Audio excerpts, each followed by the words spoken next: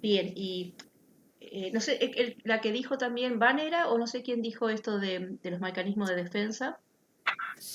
Yo, profe. Ah, perdón, porque estaba justo con, no, no estaba mirando Sonia, no estaba mirando la pantalla porque estaba abriendo la aplicación. ¿Y alguien más de los otros que, cómo les fue yendo? Cuéntenme. Sí, yo también lo leí.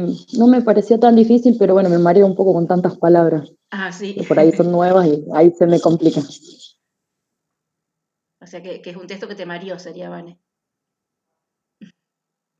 No, pero no se preocupen porque son todos, probablemente sean conceptos que a lo mejor ustedes no han visto por otro lado, entonces siempre a lo mejor sí, no sé, hablar de fobia, hablar de por ahí neurosis obsesiva, a lo mejor sí lo han escuchado, ¿no? Pero por ahí hay otros conceptos que son más específicos, ¿no? Bueno, si les parece, hacemos así, yo voy a compartir pantalla para ir, así nos vamos guiando. Esperen que y como les decía, primero no está en el texto allí, pero vamos a partir de algún concepto de salud mental. Vieron que la clase pasada partíamos del concepto de salud, así en general, de la OMS, ¿recuerdan? Con las críticas que le había hecho Alicia Stolkiner en ese texto, y ahí ella decía que ese concepto de salud de la OMS, si bien, como ella dice, es un poco anacrónico o era naftalina, pero tuvo algo importante que fue la inclusión de la cuestión de la salud mental, ¿no? Como parte integrante de la salud de un sujeto. Acá lo que vamos a hacer entonces específicamente poder pensar qué entendemos cuando decimos salud mental desde la perspectiva psicoanalítica por un lado. Entonces, entonces podríamos decir que para Freud, fíjese, Freud una vez le preguntan a él eh, y qué es para él la salud mental o qué es un sujeto sano. Y él dijo algo simple, es aquel que tiene la capacidad de amar y trabajar. Esto creo que lo habíamos visto en psicología evolutiva, cuando hablábamos del adulto, ¿no? Y uno dice, bueno, ¿por qué un sujeto sano es aquel que tiene la capacidad de amar y trabajar? Y esencialmente, podríamos pensarlo desde Freud, que es aquel sujeto que es capaz de salir de sí mismo, podríamos decir, salir de su propio yo, para poder establecer lazos con otros, ¿no? Que eso significa amar, ¿no? Una cierta renuncia al propio yo para poder encontrarse con el otro. Y el concepto de trabajar tiene que ver con esto que implica también construcciones creativas para las próximas generaciones. Entonces él decía, bueno, cuando nosotros somos capaces de poder poner nuestra libido, es decir, en el amor y también en el trabajo, podríamos pensar que estamos siendo sujetos sanos, se podría decir, ¿no? Por supuesto, no con la plenitud como eso que decía la OMS, ¿no? Que siempre habrá algo que es fallido. Y Melanie Clay, que era una psicoanalista inglesa, ahí yo les ponía, lo leo y después les trato de clarificarlo, ella decía, Profe, sí, disculpe, usted está presentando un power, digamos, porque no se ve. no se ve, esperen que lo vuelvo a poner. Gracias por O decirlo. sea, se ve la página donde usted tiene estructuras clínicas, presentación de no sé qué, o sea, como los distintos preci, pero no se ve Pero no el que se usted ve está presentando. bien, esperen que vamos de nuevo entonces. Profe, yo recién entré, Olivia Müller. Cualquier cosa, si por favor me lo decís después, porque ahora sí si no tengo que Ah, volver a la lista y dale.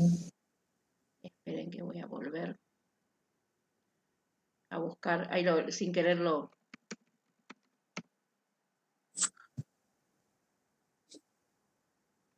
lo cerré.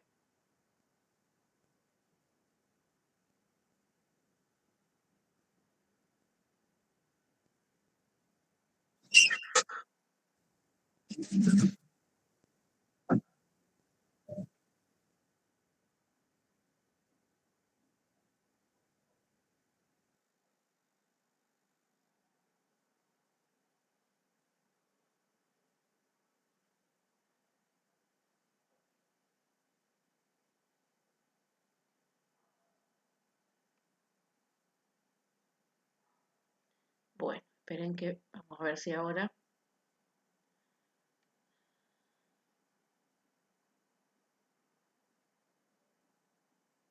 Ahí, chicos, ¿ven? Sí, profe, ahí sí. Ahí se ve. Profe. Sí, profe, se ve. Ahí pasé otra. ¿La están viendo? Sí, profe. Perfecto. Entonces, ahí, ahora sí. Entonces, el primero que les decía que el sujeto es sano es aquel que tiene la capacidad de trabajar. Y lo que dice Melanie Clay, como les decía, leo lo que está allí y después trato de clarificar. Dice, si disociamos excesivamente las emociones dolorosas, restringimos la personalidad y provocamos inhibiciones variadas. De esto se desprende que la salud mental no es compatible con la superficialidad, puesto que ésta se vincula con la renegación del conflicto interior y de las dificultades externas. Se utiliza la renegación de manera excesiva porque el yo no es suficientemente fuerte para tolerar el dolor. Si lo quisiéramos decir así de una forma más simple, podríamos decir de que para Melanie Clay aparece la salud mental en la medida que el yo puede ir superando ciertos conflictos, ¿no? El aparato psíquico de Freud está pensado desde el conflicto. ¿Recuerdan cuando vimos el semestre pasado que el yo siempre estaba en conflicto con el ello por un lado, con el super yo por el otro y con el mundo externo? Entonces ese conflicto que el yo tiene que tratar de resolver eh, implica indudablemente ciertos malestares, pero también eso implica cierta salud. Recuerdan que decía también el texto la clase pasada, ¿no? No hay una absoluta extinción de los malestares, ¿no? Porque eso sería el nirvana, decía el texto de la clase pasada. O sea, acá la cuestión es no renegar de estos conflictos, ¿no?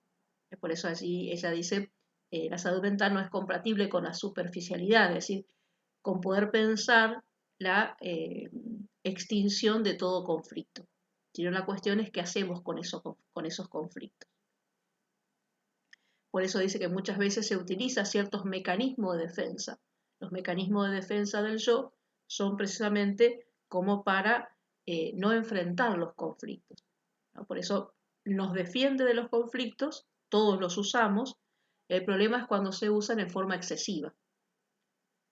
Les pongo un ejemplo. Un ejemplo podría ser un niño chiquito, a lo mejor que tiene 3 o 4 años, y nace un hermanito. Les parece un conflicto, ¿no? Porque viene alguien a ocupar un lugar que antes estaba destinado solo para él. Entonces eso les genera un conflicto. ¿Qué es lo que podría decir para poder prepararse para ver cómo asume la llegada de ese hermanito? Entonces muchas veces los chicos usan algún mecanismo de defensa. Ese mecanismo de defensa podría ser, por ejemplo, la regresión. Es decir, este niño que tiene 4 años, que ya dejó los pañales, a lo mejor vuelve a hacerse pis en la cama. Así que es un mecanismo de defensa que le permite, como decir, bueno, vuelva a un estado anterior donde era más placentero porque mi hermanito no estaba. Entonces yo era el centro de la escena, podríamos decir, ¿no? Y suele durar algún tiempito hasta que logra aceptar, bueno, que ahora hay que compartir, ¿no? Hay que compartir a los papás, hay que compartir con el hermanito. Entonces, esto que decía Melanie Clay, ¿no? A veces usamos algunos mecanismos de defensa en forma transitoria hasta que nuestra psiquis puede procesar eso nuevo que nos presenta cierto dolor, ¿no? Por eso vieron que dice, se utiliza la renegación de manera excesiva porque el yo no es suficientemente fuerte para tolerar el dolor. Es decir, cuando alguien no puede tolerar el dolor, no puede procesarlo, bueno, excesivamente utiliza un mecanismo de defensa y ahí aparecen algunas de estas estructuras clínicas como ustedes habrán leído en el texto. ¿Se ve esto, chicos? Díganme ustedes. Sí, profe, se ve. Sí. Digo, perdón, yo utilicé la palabra ver, pero digo, se entiende, quise decir, ¿no? Sí, lo entiendo. Utilicé se mejor entiende, la palabra ver Sí, como que... profe, se entiende. Entonces, eso sería desde el punto de vista psicoanalítico, esto que estábamos viendo acá, ¿no? Si tomamos la ley de salud mental, que nosotros la vamos a analizar un poquito mejor el próximo lunes, pero igual la traje para articular, en el capítulo 2, el artículo tercero de la ley de salud mental, que fue emitida en el año 2010, se dice nueva ley de salud mental porque, bueno, antes había otra y esta se construyó desde un nuevo paradigma. Y la definición de salud mental dice lo siguiente: se reconoce a la salud mental como un proceso determinado por componentes históricos, socioeconómicos, culturales, biológicos y psicológicos, cuya preservación y mejoramiento implica una dinámica de construcción social vinculada a la concreción de los derechos humanos y sociales de toda persona. Es una ley que está pensada desde la perspectiva del derecho. Pues eso, reitero, lo vamos a profundizar la semana que viene. Lo interesante de este concepto de salud mental es que se tienen en cuenta varios factores que inciden en el sujeto.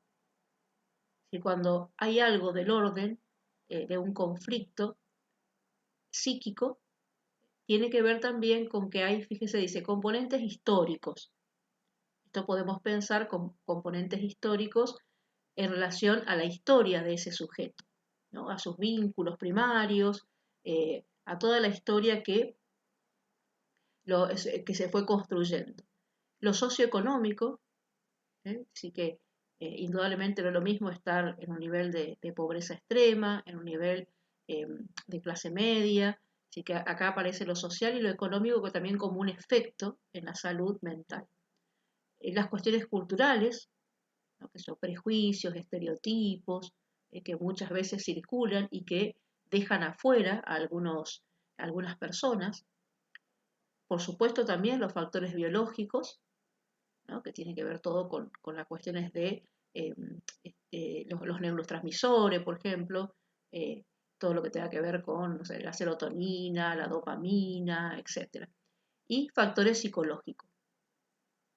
Es decir, que todo eso tiene un efecto sobre la salud mental de los sujetos. Entonces es interesante porque se ve también como a un sujeto inserto en una historia familiar, en una historia cultural, en una historia socioeconómica, en una historia biológica y psicológica. Ven que es un sentido también muy abarcativo, ¿no? Entonces, eso con respecto a poder pensar desde qué lugar estamos reflexionando sobre la salud mental. Si tenemos en cuenta esto que se denomina estructuras clínicas dentro de la mirada psicoanalítica, el texto que ustedes tenían está ahí, el mismo autor lo enuncia, ¿no? Está dividido en 3 grandes puntos. El primero de ellos decía generalidades de las 3 estructuras clínicas. El segundo tema que aborda son los mecanismos estructurales de cada una de esas estructuras clínicas, es decir, la represión, el rechazo y la renegación. Y el tercer y último tema son las diferencias entre estos mecanismos, es decir, la diferencia entre represión, rechazo y renegación. Esa es la estructura del texto. Entonces vamos a la primera parte del texto, donde ahí dice es una generalidad, el texto dice no vamos a profundizar, sino vamos a marcar algunas cosas importantes de lo que llamamos neurosis, de lo que llamamos psicosis y de lo que llamamos perversión, que serían las 3 estructuras clínicas que el psicoanálisis reconoce. Primero pregunto, porque en la lectura del texto estaba, ¿por qué se denominan estructuras? ¿A qué hace referencia cuando hablamos de estructuras? Decía que era la forma en que la persona ve y se relaciona con el mundo. Muy bien, muy bien. Y esas estructuras, según lo que ustedes pudieron percibir, ¿son estructuras que traemos al nacer o son estructuras que se constituyen? ¿Se constituyen a partir del complejo de castración, puede ser? Muy ¿O entendí bien, mal? ¿no? Muy bien. Y ese, a ver, trayendo los saberes de la psicología evolutiva, ¿recuerdan en qué momento aparece esa cuestión del complejo de castración?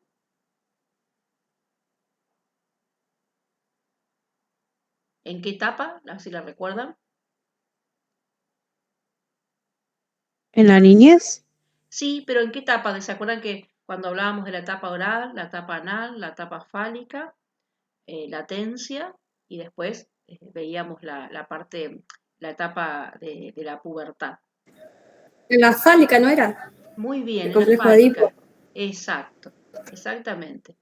Si bien podemos decir, se va estructurando, ¿se acuerdan que el primer texto que ustedes leyeron, bueno, no fue el primer texto de la entrada a la materia, me parece que fue el primero o el segundo, que era sobre la constitución psíquica y la producción de subjetividad? Ahí en ese texto un poco les hacía pensar de que la constitución psíquica tiene que ver con estas estructuras y cómo a partir de esos hechos fundantes, recuerdan la primera vivencia de satisfacción, el narcisismo y el complejo de Edipo, se va constituyendo esa estructura, ¿no? Se va constituyendo un sujeto con una estructura neurótica o una estructura psicótica o lo que juega en la estructura de perversión. Así que nadie nace neurótico, ni psicótico, ni perverso, excepto por ahí la psicosis puede tener algún componente más en algunas cuestiones biológicas de discapacidad, pero bueno, esa sería otra cuestión. Pero nadie nace con una estructura. Entonces, en eso que decía, bueno, una vez que nos estructura, y según el texto, una vez que ya el sujeto tiene esa estructura psíquica, puede cambiar de estructura, se puede pasar, por ejemplo, de la neurosis a la psicosis o de la psicosis a la neurosis. No, son No. independientes. No, Decía que era irreversible. Exactamente, es irreversible. Es decir, que una persona psicótica nunca se va a volver neurótica y viceversa, ¿no? No se puede pasar de una estructura a otra. Ahí decía muy bien, usaron la palabra irreversible, ¿no? Son estructuras irreversibles. Entonces, veamos ahora las generalidades. Ahí están viendo, chicos, la diapositiva nueva. No. no, profe. ¿Cuál es la que están viendo? Cuéntenme ustedes. Estructuras clínicas. Esa que dice generalidades, mecanismos estructurales, ¿esa? Sí. Sí. Bien. Ahí pasé a otra, a ver si se carga. Sí, eso se ve. Sí se ve. Sí, ahora se ve. Ah, bien, a lo mejor él estaba un poquito en cargarse. Y ahí pasé a otra, a ver. Todavía no se ve. No se ve, profe. Ahora sí. Ahí está, sí, porque a veces Ahora sí. demora un poquito hasta que se carga en el dispositivo de ustedes. Bien, el señor que ustedes ven acá es Ignacio, que es un psicoanalista nacido en Argentina, pero desde muy pequeño se fue a vivir a Francia y vive actualmente en Francia. Y todas las producciones escritas que hace las hace desde Francia, viene habitualmente a la Argentina. Tiene bastantes libros escritos. Si se fijaron en la bibliografía, ahí aparecen los libros que se utilizaron para este texto, ¿no? Y entonces, yo tomé acá un pedacito del texto de ustedes, y él dice, el neurótico es aquel que hace todo lo necesario para no gozar en lo absoluto. Y está claro, una manera de no gozar en lo absoluto es gozar poco, es decir, realizar parcialmente el deseo. Y después él explica al autor qué significa eso. A ver qué es lo que ustedes pudieron encontrar en este concepto. Yo entendí como que era un sujeto insatisfecho, que nunca iba a lograr esa satisfacción. Bien, Que exactamente. tenía miedo a eso. Que Claro, tenía decía miedo como, a gozar, digamos. exacto, como que el goce absoluto podría llevarlo a una situación de locura, decía algo así el texto, ¿no? Y también ahí ahí en el texto les explica a qué hace referencia con el goce, ¿no? Y esto trae también algunos elementos de psicología evolutiva. Vieron que decía que es un impulso que se origina en la zona erógena del cuerpo y que intenta la satisfacción. Recuerdan, esta tiene que ver con la pulsión. Recuerdan que la pulsión era ese concepto que estaba en forma eh, de frontera entre lo corporal, lo orgánico, y lo psíquico, ¿no? Es decir, que lo corporal, lo orgánico, encuentra su expresión, podríamos decir, en la pulsión. Y esa pulsión le permite, es la vía para poder encontrar una expresión en lo psíquico. Así que lo orgánico, que es la fuente de la pulsión, recuerda que la fuente de la pulsión es la zona erógena, vía pulsión puede instalarse, podríamos decir, en lo psíquico. Esto significa que en lo psíquico, es decir, lo que sentimos en el cuerpo, puede encontrar una vía de expresión en el ámbito de lo psíquico, y después del ámbito de lo psíquico podemos ponerle alguna palabra a eso que sentimos. Entonces, acá les decía, el goce se puede considerar un impulso originado en la zona erógena del cuerpo que en camino hacia su fin se encuentra con obstáculos. Entonces la cuestión es que no todo lo que esta pulsión que tiene un fin, que es la satisfacción, que recuerdan que también decíamos de alguna forma la insatisfacción, cuando quiere buscar ese objeto que la satisfaga, muchas veces puede pasar de que encuentre algún obstáculo para la satisfacción. Ese obstáculo está dado por la educación de alguien, está dado por los mandatos culturales, etc. Entonces, al no poder encontrar esa satisfacción, puede volver de nuevo a quedar reprimida. Y por eso hay una constante insatisfacción, se podría decir, en el sujeto, ¿no? Porque no se puede saciar esa pulsión en forma absoluta. El texto también le decía que el modo de expresarse de la neurosis es a través de los síntomas, ¿no? A diferencia después que dice de la psicosis, que el modo de expresarse es a través de los fenómenos elementales, ¿no? Es a través de los síntomas. Estos síntomas van a ser diversos y van a ser diversos, lo cual también va a quedar definido, por decirlo de alguna forma, qué tipo de neurosis es. Es decir, no es lo mismo la sintomatología de la neurosis histérica que la de neurosis fóbica, que la neurosis obsesiva, ¿no? Que son los tres modos en que se manifiesta la neurosis. Así que ambas van a tener un mismo mecanismo de defensa, que es la represión. Pero el modo de expresar el síntoma va a ser distinto, ¿no? Por eso allí en el texto le decía, ¿no? La expresión de la neurosis se da a través de síntomas que reflejan la forma en cómo la estructura neurótica se defiende contra el goce de tres maneras distintas, ¿no? Y ahí les hacía referencia acerca de, y les pregunta a ustedes, ¿no? ¿Cuáles serían esas tres maneras distintas en que se expresa el goce? Es decir, cómo se expresa en la histeria, cómo se expresa en la fobia y cómo se expresa en la neurosis obsesiva.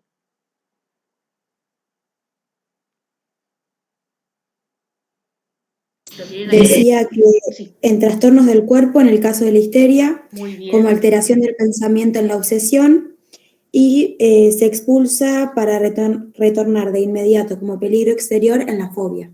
muy bien. Y a ver cómo les parece qué es lo que ustedes entienden de eso. Supónganse de la histeria, dice que la sintomatología aparece en el cuerpo, ¿no? Se expresa a través del cuerpo. En los tiempos de Freud, ahora no se ve tanto, pero en los tiempos de Freud solía aparecer alguna parálisis en el brazo, en la pierna, y esa parálisis no tenía ninguna causa del orden de lo neurológico. Y entonces, bueno, recuerdan que Freud empieza precisamente a estudiar a las histéricas, ¿no? Por este motivo, porque no había nada del saber médico que pudiera explicar ese síntoma. Entonces, ahí él se da cuenta de que se necesitaba construir otra teoría y que la teología de la histeria tenía que ver con las cuestiones de los conflictos psíquicos. Hoy puede aparecer distinta. Algunos, por ejemplo, dicen la anorexia, la anorexia mental, es decir, la anorexia nerviosa también llamada, podría ser un tipo de histeria que se manifiesta en el cuerpo, ¿no? Que la sintomatología se manifiesta en el cuerpo. Ahí tendríamos un ejemplo. Cuando hablamos de la fobia, y ahí a lo mejor ustedes por ahí pueden, les resuena algo más. ¿Qué podría ser un ejemplo de fobia? A lo mejor conocen algún caso.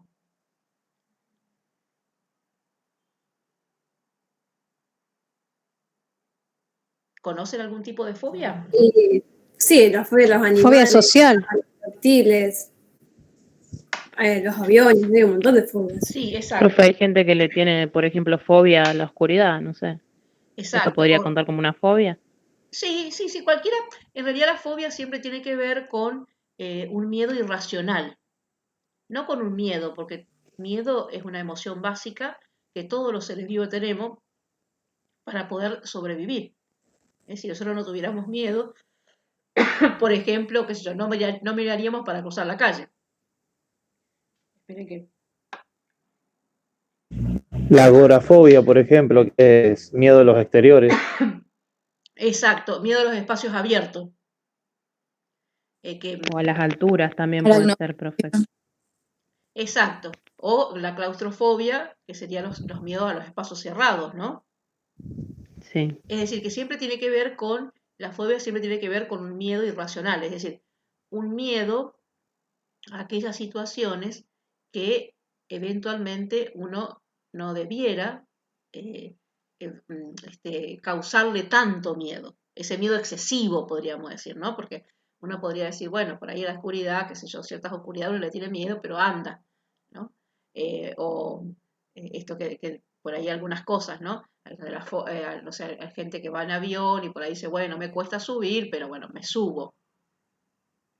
Profe, por ejemplo, las arañas, es como que por ahí puede ser Claro, un caso normal, pero el exceso de ese miedo ya sería una fobia. exacto, porque vieron que la araña, bueno, salvo, acá creo que no tenemos, que sea una araña, que sea venenosa, no sé qué, pero generalmente las arañas que andan por nuestras casas son esas chiquititas que no, con que no hacen ningún daño. Pero bueno, no importa cuál es para el psicoanálisis, está siempre para la mirada psicoanalítica. En realidad, fíjense lo que dice el texto. Dice, se expulsa, está hablando de la fobia, ¿no? En la fobia se expulsa para retornar de inmediato como peligro externo. Es decir, que en la fobia el conflicto interno, el conflicto que es del sujeto, que es del propio sujeto, y que ese conflicto puede ser un conflicto de otro índole, que es un conflicto con el padre, con la madre, etc., se reprime, es decir, lo que se reprime es la persona o el objeto hacia lo cual uno tiene el conflicto, eso queda al orden de lo inconsciente. Y lo que se hace es expulsa externamente, dice, es decir, como que se pone, se proyecta el conflicto en un objeto externo, que se llama objeto fóbico. Y ustedes dirán, ¿por qué razón? Y bueno, porque es más fácil huir de algo que está externo que de algo que está interno. Entonces, en realidad, después se cree que el conflicto se tiene con la araña, con el espacio abierto, con lo que sea, y entonces se trata de evitar eso, ¿no? Cuando uno trata de evitar, trata de a lo mejor no salir afuera, etcétera, pero claro, también invalida o pone obstáculo o inhibe para llevar una vida social, ¿no? Que yo trabajar, por ejemplo, estudiar, etcétera. Es decir, eso que ahora está afuera y uno de alguna forma por ahí puede huir, pero en definitiva también termina siendo un obstáculo para la vida. Entonces, así como en la histeria se pone en el cuerpo, en la fobia se pone en un objeto fóbico, pero sigue siendo un conflicto interno. Entonces, eso es lo que se trata por supuesto, pues, en el análisis terapéutico, es cuando se va viendo, a ver, ese objeto fóbico es un objeto sustituto de aquel objeto que causa el conflicto, ¿no? Freud había analizado en los tiempos de Freud, que no analizó directamente a un niño, que el caso se llama el pequeño Hans, o Juanito, como fue traducido al castellano. Era un niño que tenía fobia a los caballos. Y eso lo inhabilitaba mucho porque ustedes piensen que en ese tiempo la gente se trasladaba en caballo, en carruajes, ¿no? Y sería algo así como si un niño hoy le tiene fobia a los autos, ¿no? Y entonces Juanito no podía salir a la calle, porque cuando salía a la calle, eh, el tránsito era el tránsito de los carruajes. Y Freud lo analiza a través de su papá era el que iba al análisis, y se puede advertir de que el niño en realidad tenía un conflicto con el padre.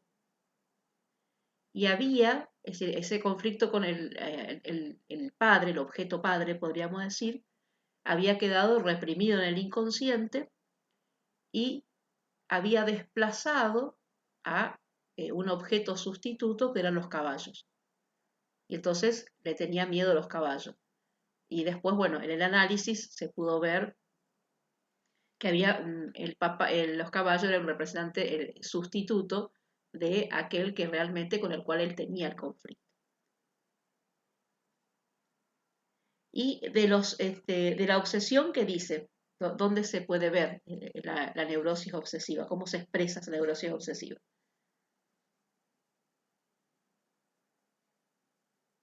¿Alteración del pensamiento? Muy bien, exactamente. Vieron que ahí dice, se desplaza como alteración del pensamiento en la obsesión. ¿Y se les ocurre algún ejemplo? A lo mejor conocen por ahí. Pueden ser los TOC, los trastornos obsesivos compulsivos, ¿o no? Sí, puede ser esta cuestión de los ritos que muchas veces hace el neurótico, ¿no? Vieron que a veces, no sé, o lavarse las manos muchas veces, o no pisar las rayas cuando va caminando, o tener un modo particular de cerrar la puerta, etcétera, ¿no? La cuestión no pasa tanto por el rito, sino que la persona dice, si no lo hago, siento como si Se van a morir. que se van a morir o que algo malo va a ocurrir, etcétera, ¿no? Entonces, que algunos a lo mejor son ínfimos, y otros son invalidantes, porque si uno anda por la calle y no va a pisar las rayas, se imagina que tiene que ir caminando a los saltitos, ¿no? Hasta que puede o encuentra algún lugar que sea liso. Entonces es todo un esfuerzo y un gasto de energía importante. Entonces estos pensamientos obsesivos parecen como una sintomatología de la represión. Es decir, lo que queda claro siempre para Freud es que la neurosis, la estructura neurótica, se constituye a partir del mecanismo de la represión. Por eso vieron que él dice, en definitiva, esto que nosotros llamamos normal, cuando llamamos a la gente normal, entre comillas, sería poder decir, bueno, todos somos un poco neuróticos. Es decir, es la estructura, la mejor de las estructuras que podemos tener. Dentro de las otras aparecen como diferentes, ¿no? Por eso en el texto también decía eso. Y otra cosa interesante del texto es que hace también una relación entre el neurótico y su fantasma. En la misma página que está esto que ustedes bien decían, cómo se van dando la sintomatología en el cuerpo, en los pensamientos o en el objeto fóbico. Allí en la 130, al final de la 130, Dice, el neurótico impone al lazo afectivo con el otro la lógica de su fantasma.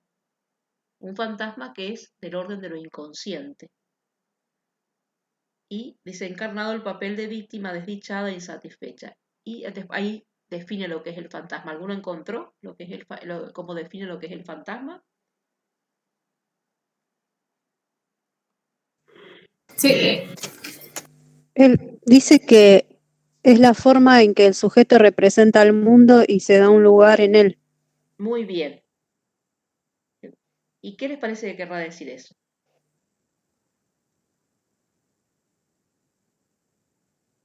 Es decir, que todos andamos, en realidad, podríamos decir que para el psicoanálisis todos andamos con algún fantasma, no es que alguno no lo tiene.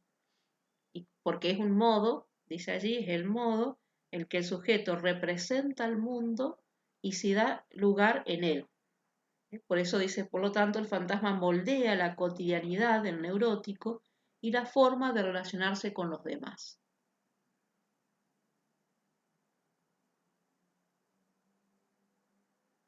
¿Qué se les ocurre que podrá hacer eso?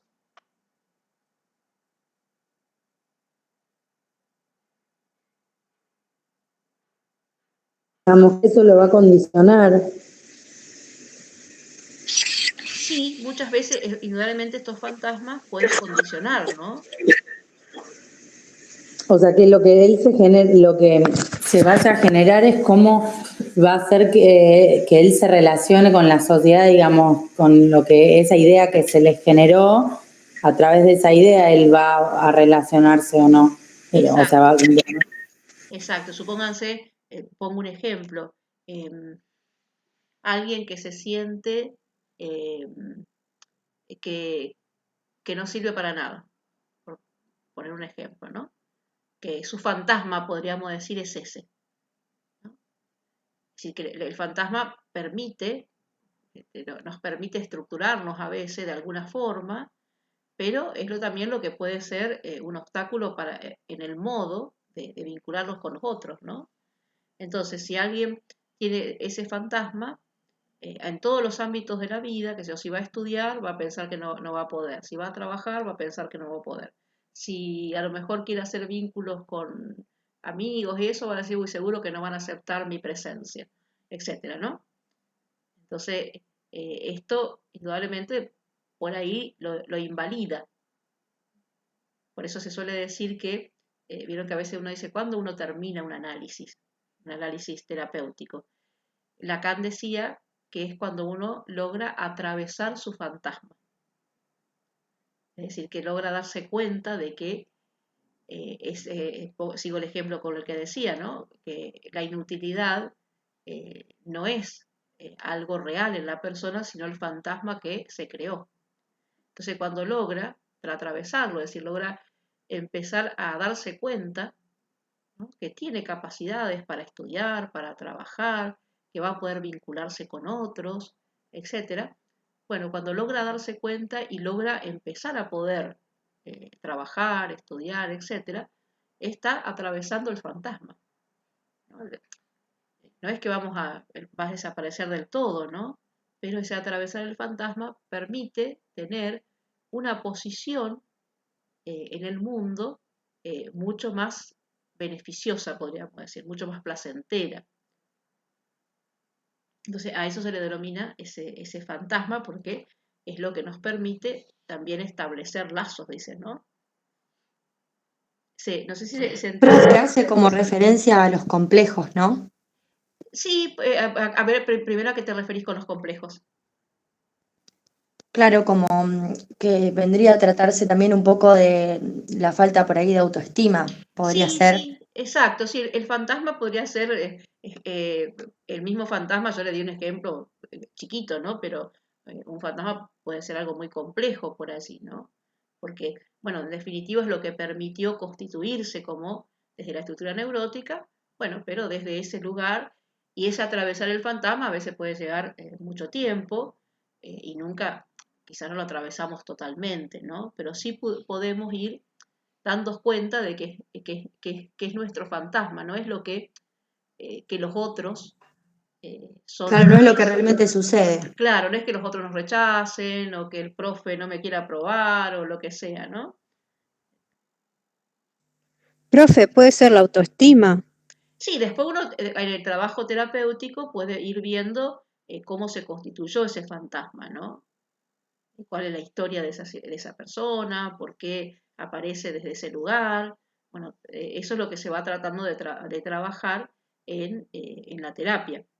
Cuando, por supuesto, un sujeto, cuando se llega a la terapia, Freud decía de que se lleva, puede ser por una inhibición, por un síntoma o por una angustia, ¿no? Es decir, la inhibición sería cuando están invalidadas algunas funciones motoras, ¿no? Que nos permite movilizarnos, ¿no? Movilizarnos no en el sentido físico solamente, ¿no? Sino en el sentido de movilizarnos, no sé, para estudiar, para trabajar, etcétera, ¿no? Eh, el síntoma que tendría que ver con esto que estábamos hablando, ¿no? Alguna cuestión de eh, que podría ser un síntoma de estilo fóbico, etcétera. Bueno, y la angustia cuando muchas veces hay un monto de afectividad que uno no puede procesar y que uno lo siente generalmente en el cuerpo también, ¿no? Vieron que la angustia se siente como aquello que parece que nos ahoga, ¿no? Angustia viene de angosto, por eso pareciera como que tenemos algo allí, vieron que uno dice, tengo algo acá, en el pecho, en el qué sé yo, que parece que no puedo estar. Entonces, cuando aparecen, esto es cuando, por lo general, una persona suele llegar al consultorio, ¿no? A veces por la inhibición, a veces por la angustia, eh, o a veces por el síntoma. Y después se ve, uno analiza de qué se trata, ¿no? Va trabajando con esa persona a ver de qué se trata eso. Pero lo que le decía el texto acá. Lo primero que hacemos los analistas es, bueno, a ver, tenemos una persona neurótica o una estructura perversa, una estructura psicótica. Bien, en relación, ¿hay alguna pregunta en relación a eso? No, profe.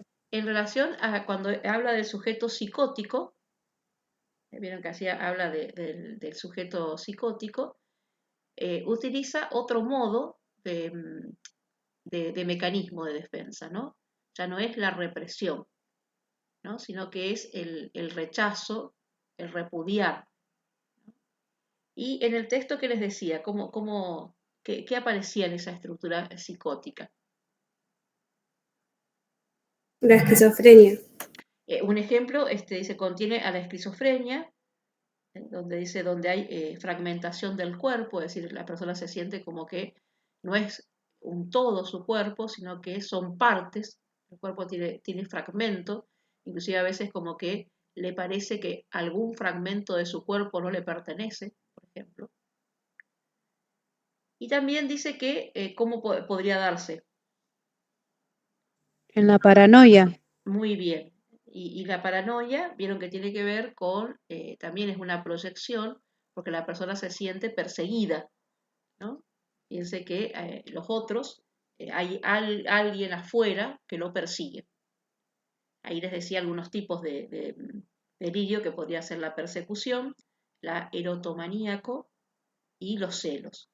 También aclarar acá que no todo celoso es un psicótico, ¿no?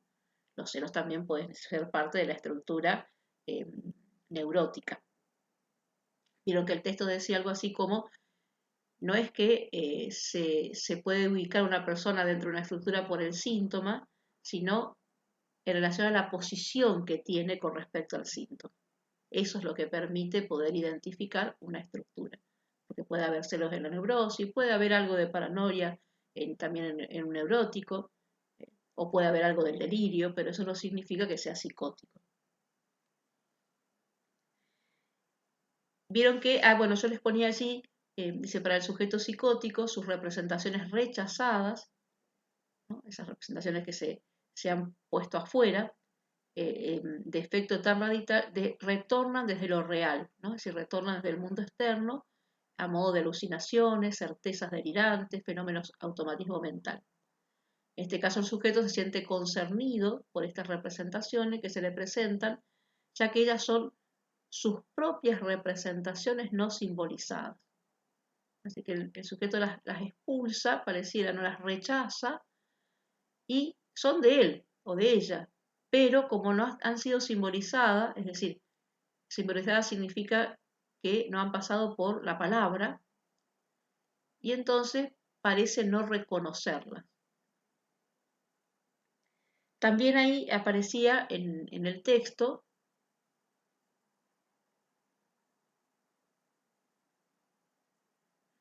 decía que lo toma a Lacan, dice, los psicóticos serían máquinas con palabras.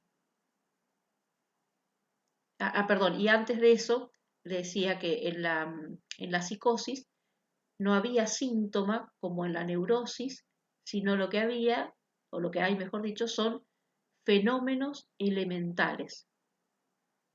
Es decir, que aparecen elementos, ¿no? Como puede ser el delirio, como puede ser la alucinación, como puede ser la construcción de neologismos. Estos neologismos serían neo nuevo, logismo, acá hace las veces de palabra, viene de logos, hace las veces de palabra, es decir, nuevas palabras. Crea palabras, pero palabras que no tienen mucha significación por ahí, ¿no? A lo mejor usa dos palabras juntas y que en consecuencia cuando uno lo escucha no entiende lo que está diciendo, ¿no? Entonces, esos elementos, delirio, alucinaciones y construcciones, es lo que se denomina fenómenos elementales. Y eso es lo que aparece en la denominada psicosis. La psicosis es lo que nosotros socialmente a veces llamamos el loco. El loco no es un concepto ni psiquiátrico ni psicoanalítico, sino que la locura, el concepto loco es una construcción social, que muchas veces se pone a ciertos sujetos que quizás no piensan lo mismo que el poder hegemónico, etc., ¿no? Entonces, y en algunos momentos se ha homologado el concepto de psicosis con el de locura, ¿no? Por estas cuestiones de que parece muy loco un delirio o una alucinación o estas palabras que pareciera que no tienen sentido. Y Freud decía, Lacan decía, los psicóticos serían máquinas con palabras. Y ahí el texto le decía, ¿qué quiere decir eso, máquina con palabras? Si lo encontraron ustedes. Estaba en la página 131 del texto. Dice que el psicótico tiene la sensación de estar poseído por el lenguaje y atribuye sus pensamientos a un agente exterior a él. Exacto. ¿No? Piensa que vino alguien y le puso esas palabras en su cabeza, sería, ¿no? Y vieron que dice máquinas porque es como que fueran autónomos, ¿no? Que no pudieran elegir cuál es la palabra que quieren pronunciar. Porque ha venido alguien y le ha puesto en su cabeza esas palabras, ¿no? Por eso también dice que estos fenómenos elementales pueden ser la irrupción de las voces, ¿no? A veces escuchan voces, pero voces que están dentro de su cabeza, y esas voces le hablan, le dicen cosas. Y a su vez, una de las características propias de la psicosis es que tienen una certeza absoluta. Es decir, tienen certeza de que las palabras que están dentro de su cabeza están ahí y le hablan, ¿no? O tienen certezas de ciertos delirios, ¿no? Que pueden ser delirios, qué sé yo, que es un salvador, que es el Mesías, ¿no? Que es Napoleón, que delirio de grandeza sería esto, ¿no? Pero no dudan un instante cuando dicen soy el Mesías, están totalmente en la certeza de que son el Mesías. No es que dudan en algún momento y dicen, ¿seré el Mesías? El psicótico no duda, no tiene la certeza absoluta de ese delirio, ¿no? O de esas voces que le hablan.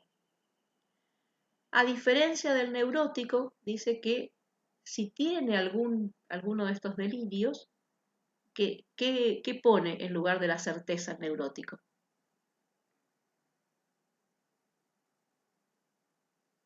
¿La duda? La duda, exactamente.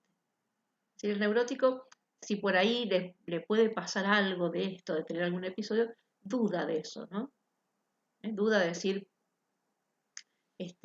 realmente será así, ¿no? ¿Será realmente, qué sé yo, que las voces me hablan? ¿O seré yo misma que genero esas voces y me hablan, y yo me hablo a mí misma, ¿no? Entonces, el neurótico siempre duda. ¿Vieron cuando a veces hay personas que dicen, me estaré enloqueciendo? Cuando a lo mejor uno tiene muchas cosas así y anda en el sentido de estrés y eso, dice, me estaré enloqueciendo. Si pone una duda, no dice, estoy loco. Eso da signo de que estamos en presencia de una persona neurótica que se hace una pregunta, porque a lo mejor está agobiada, está estresada, etcétera, ¿no?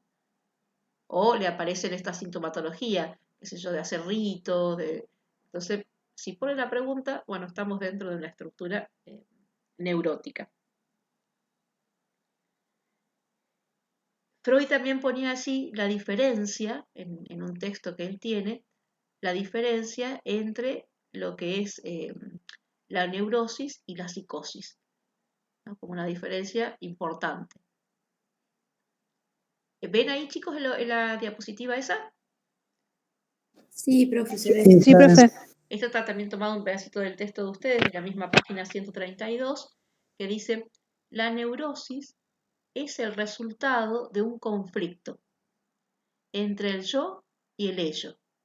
Es decir, entre el yo, recuerdan que el yo siempre es aquel que tiene contacto con la realidad externa, con el mundo externo y también con el mundo interno. Entonces, el conflicto es entre el yo, que de alguna forma tiene el mandato del mundo externo, que hay ciertas cosas, hay ciertas normas que la cultura nos impone, y el ello que se maneja con el principio del placer. Es decir, el ello no tiene ningún registro de las normas. ¿No se acuerdan cuando decíamos el niño es puro ello? Entonces si el niño tiene 1 año, 2 años y sale desnudo y va corriendo y se le escapa a la mamá o al papá, no hay problema si lo ven otros. Pero a medida que va creciendo va construyendo ciertos diques como los diques del pudor. Entonces ya no se va a presentar desnudo no va a salir desnudo, ¿no? Pero la cuestión es que ese dique se lo ponen desde el mundo externo, ¿no? Es la cultura. Entonces acá dice entre un deseo del ello y el yo. El conflicto del neurótico es, tengo un registro de un deseo que por cuestiones culturales no lo puedo satisfacer. Y entonces entro en conflicto con el yo. Y después, bueno, cómo se resuelve ese conflicto es a partir de esa cuestión de la neurosis, que después se verá si es fobia, etc. Pero la cuestión es esa, ¿no? Como que hay, por un lado, el placer de querer satisfacer ese deseo que aparece desde el ello, pero por otro lado, el displacer si se llevara a cabo eso. Y ese displacer viene a partir del consciente, es decir, del preconsciente consciente, que dice, bueno, no todo está permitido, ¿no? Hay cosas que no podemos hacer. Entonces ahí aparece el conflicto y eso sería un conflicto del orden de lo neurótico.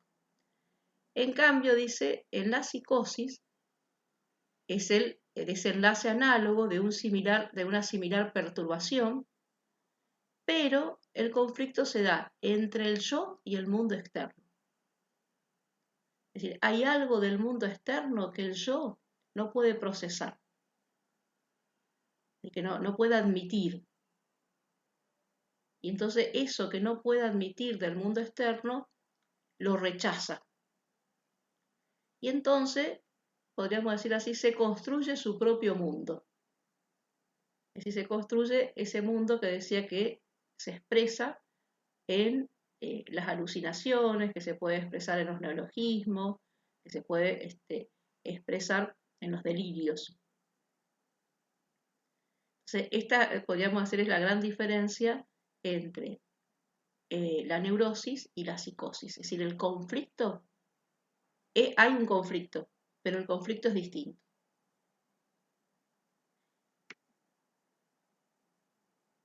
Y otra cosa, otra característica, y quizás esto es lo último que digo porque veo que ya casi estamos en hora, es que también el vínculo con la realidad es distinto en la neurosis y en la psicosis. La neurosis, dice, no desmiente la realidad, se limita a no querer saber nada de ella. Es decir, si algo sucede en la realidad, no dice esto no está sucediendo, no la desmiente. Lo que pasa es que no la puede aceptar, podríamos decir, ¿no? En cambio, en la psicosis, la desmiente y a su vez procura sustituirla a través de lo que decía recién, ¿no? De esos fenómenos elementales. Es decir, lo que decía recién, ¿no? Los delirios, etc. Entonces ven que hay una diferencia también importante en relación a la vinculación con la realidad. Que una tiene que ver con, bueno, registro que está sucediendo, pero es como que no puedo aceptar que suceda, ¿no? Lo que le pasaba a Juanito con el papá, ¿no? Tenía un conflicto con el papá, no lo podía aceptar, entonces hace una neurosis del tipo fóbica. Acá les había puesto un ejemplo que trae Freud en este texto, se llama Neurosis y Psicosis. Dice, una muchacha enamorada de su cuñado fue conmovida frente al lecho de muerte de su hermana por esta idea. Ahora él queda libre y puede casarse contigo, ¿no? Es como que ella misma se dice a sí misma, ¿no? Ahora el cuñado queda libre porque la hermana murió, ella estaba enamorada de él, y dice, bueno, ahora que tu hermana está libre, podés casarte con él, ¿no? Indudablemente que ese deseo que viene del ello, podríamos decir, la angustia mucho, y entonces reprime esa escena, ¿no? Reprime esa escena, ese pensamiento que se dio en el velorio de su hermana, y a partir de esa represión comienza una sintomatología histérica, ¿no? Por eso fue una neurosis. Si hubiera sido una psicosis, hubiera desmentido el hecho de muerte de su hermana. Si hubiera desmentido de que su hermana estuviese muerta, sería, ¿no? Hay una desmentida de esa realidad. ¿Se ve, chicos, la diferencia?